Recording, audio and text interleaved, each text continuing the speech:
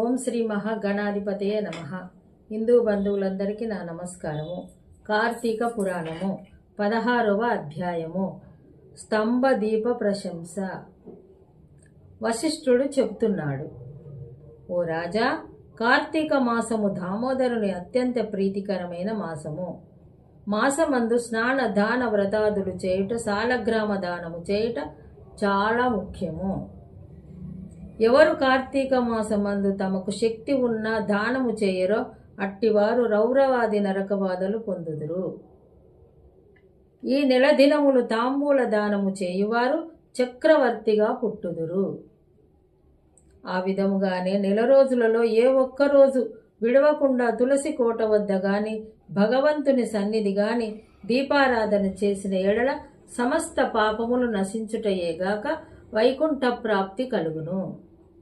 కార్తీక శుద్ధ పౌర్ణమి రోజున నదీ స్నానమాచరించి భగవంతుని సన్నిధి యందు ధూప దీప నైవేద్యములతో దక్షిణ తాంబూలాదులు నారికేల పళదానము చేసిన ఎడల చిరకాలము నుండి సంతతి లేని వారికి పుత్ర సంతానము కలుగును. సంతానము ఉన్నవారు చేసినచో సంతాన నష్టము జరగదు. పుట్టిన బిడ్డలు చిరంజీవులై ఉందురు. ఈ మాసములో ధ్వజస్తంభమునందు ఆకాశ దీపముంచిన వారు వైకుంఠమునకు సకల భోగములు అనుభవింతురు. కార్తీక మాసమంతయు ఆకాశ దీపము గాని స్తంభ దీపము గాని ఉంచి నమస్కరించిన స్త్రీ పురుషులకు సకల ఐశ్వర్యములు కలిగి వారి జీవితము ఆనందదాయకమగును. ఆకాశ దీపము పెట్టువారు షాళీ ధాన్యము గాని నువ్వులు గాని ప్రమిద అడుగున పోసి దీపముంచవలయును.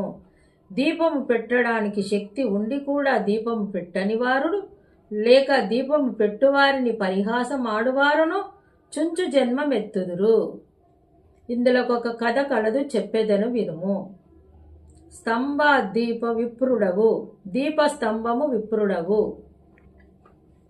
ఋషులలో అగ్రగణ్యుడు పేరొందిన మతాంగ మహాముని ఒక చోట ఆశ్రమాన్ని ఏర్పరచు దీపస్తంభము విప్రుడగుట.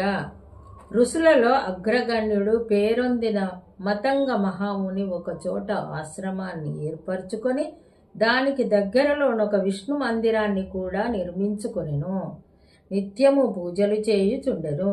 కార్తీక మాసములో ఆ ఆశ్రమము చుట్టుప్రక్కల మునులు కూడా వచ్చి పూజలు చేయుచుండిరి. వారు ప్రతిదినము ఆలయ ద్వారాలపై దీపములు కూడా ఉంచి పూజలు చేయుచుండిరి. వారు ప్రతిదినము ఆలయ ద్వారాలపై దీపములు వెలిగించి కడు భక్తితో శ్రీ